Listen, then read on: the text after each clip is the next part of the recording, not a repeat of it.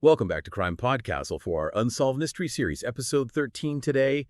And buckle up, guys, because this one is a rough one. This deep dive is going to take us into a case that is truly chilling.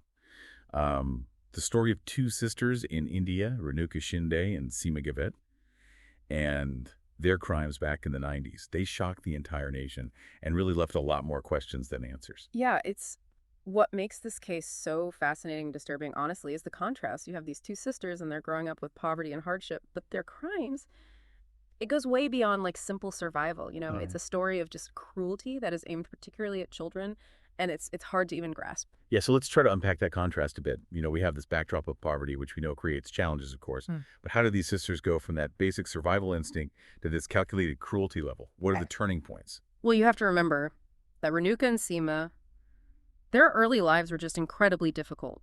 It was a childhood marked by not only poverty, but also instability and abuse. And that sort of environment, it can really just completely warp a child's understanding of the world, their sense of right and wrong, everything. So it's almost like their early experiences really laid the groundwork for a life on the fringes of society, where those lines get blurred between what's acceptable and what's not. Exactly. And their criminal activities actually started small petty theft, just trying to make ends meet in a world that seemed to have dealt them a very bad hand. But how they incorporated children into their schemes, that's where things get really chilling. So they started using children as tools for their crimes. Yes, and I think that's a huge turning point. It reveals a lot about their descent into darkness. Initially, they used kidnapped children as shields and distractions during those petty thefts, the idea being that people would be less likely to suspect a woman with a child. It was a callous exploitation of innocence right from the beginning. And how did the authorities react at that time? Were there any investigations into these missing children at that early stage? It's really hard to say for certain. This was happening in a very different time, especially in rural India. Access to information, law enforcement resources, things that we just take for granted today, were vastly different back then. What we do know is that the sisters, they were emboldened by their success, and they began to see these children as disposable assets. And that's when things take a truly horrifying turn. What do you mean by disposable assets? This is where the case goes from bad to just unimaginable cruelty. When a child was no longer useful to their schemes, the sisters, along with their mother, Anjana Bai, would simply discard them. We're not talking about abandonment here. This is torture, horrific abuse, and ultimately murder. I think our listeners need a moment to absorb that. This isn't just poverty driving people to crime. This is a complete lack of basic human empathy. So what kind of evidence pointed to this escalation in their violence? Well, over a period of 6 years, evidence suggests that they kidnapped more than a dozen children.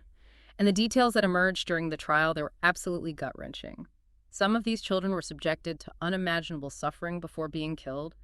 It was a level of cruelty that shocked even seasoned investigators. And during all of this, was there no sign from the community that something was terribly wrong? Yeah, that's one of the most perplexing parts of this whole case. It seems like there were whispers, rumors of missing children, but nothing concrete enough to really spark a full investigation. And remember, this wasn't just a single isolated incident. We're talking about a pattern of disappearances spanning years. It makes you wonder, was there a culture of fear surrounding them? Did people just not want to get involved? Or were the sisters really that good at manipulating everyone, covering their tracks, silencing potential witnesses? Those are all really good possibilities that investigators had to consider. But the turning point in this case, the moment that brought everything to light, it came from an unexpected source. One of the kidnapped children actually managed to escape. Wow. That must have taken incredible courage and resilience for a child in that situation. Can you tell us more about that escape? Well, details are pretty scarce, understandably, to protect the identity of the survivor, of course.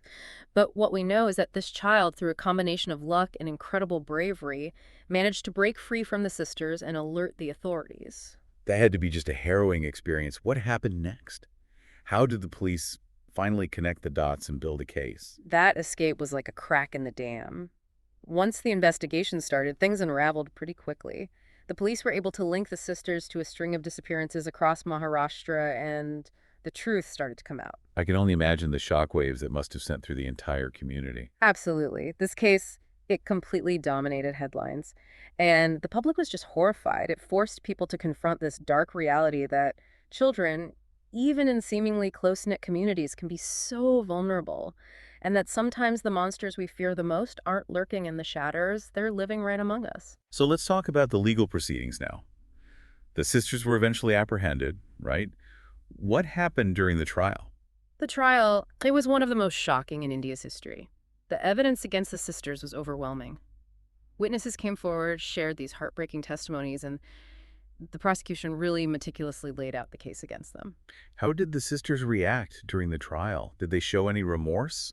Any acknowledgement of the pain and suffering that they had inflicted? It's really chilling. Throughout the entire trial, the sisters were remarkably stoic. There are reports of them being almost emotionless, even when they were confronted with the horrific details of their crimes. Wow, it's baffling, the complete lack of empathy. It's like they completely detached themselves from any human cost of their actions. What about their mother, Anjana Bai? Did she also stand trial? Sadly, Anjana Bai died during the trial. So she never faced justice for her alleged role in these horrific acts, but her presence, her influence on the sisters, it loomed large over the entire proceedings. It's a truly disturbing element of this whole story. Not just the cruelty, but that idea that it was potentially enabled, even encouraged within a family unit. You're right. It's something that criminologists and psychologists are still trying to figure out to this day. The role of family dynamics and learned behavior, and how that warped sense of morality can be passed down through generations. So what was the outcome of the trial? What was the punishment for these horrific crimes? In 2001, both Renuka and Seema were found guilty of multiple counts of kidnapping and murder, and they were sentenced to death, which was actually the first time women in India received such a sentence for this type of crime. That's a landmark ruling. Yeah. It speaks to the gravity of their crimes, but it also raises a lot of other questions about capital punishment and the complexities of the Indian legal system. Absolutely. You're right. The story doesn't end there. Even with the death sentence, the case was far from over. What happened next? Were there appeals? Did the sentence get carried out? You're right. The story doesn't end there. This case, like a lot of capital punishment cases, sparked years of legal battles and appeals. The sisters' execution was delayed multiple times, which really fueled the debate surrounding the death penalty and the complexities of the Indian legal system. It is such a complex issue, isn't it?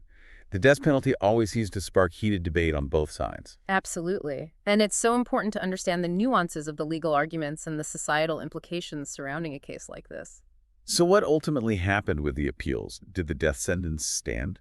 In 2014, after years of legal back and forth, the Supreme Court of India upheld the death sentence. It was a major ruling that reaffirmed the lower court's decision and sent a strong message about the severity of crimes against children. But even with the Supreme Court's ruling, it still isn't over, is it? No, it isn't. The Indian legal system is known for being incredibly complex, and there are often further delays even after a death sentence is confirmed. There are petitions for clemency, considerations of mercy, and then a whole bureaucratic process that can take years to navigate. So where do things stand now? Have Renuka and Seema been executed? As of today, their execution remains uncertain. They're still on death row, but the date of their execution, if it happens at all, is shrouded in legal complexities and ongoing appeals. It's a case that continues to linger in the public consciousness, a stark reminder of the horrific crimes that took place and the ongoing debate about justice and punishment. It's almost like a cloud of uncertainty hangs over this case, even after all these years. It's a truly disturbing case, and I think it raises some really important questions about the darker aspects of human nature. What are your final thoughts on this case? You're absolutely right. This case forces us to confront some uncomfortable truths about humanity, the potential for cruelty, the breakdown of empathy, the ripple effects of poverty and abuse. It also compels us to examine our own beliefs about justice, punishment, and the role of society in protecting the most vulnerable among us. This has been a really heavy deep dive, Yeah. but I think it's so important to engage with these difficult topics. Thank you so much for guiding us through this complex and disturbing case. It's been a privilege to share these insights with you. And to our listeners, thank you for joining us on this journey through one of India's most shocking crime stories. Don't forget to follow and subscribe to CrimePod Castle for more deep dives into the most intriguing and thought-provoking true crime cases from India. Until next time, stay curious, stay informed, and stay safe.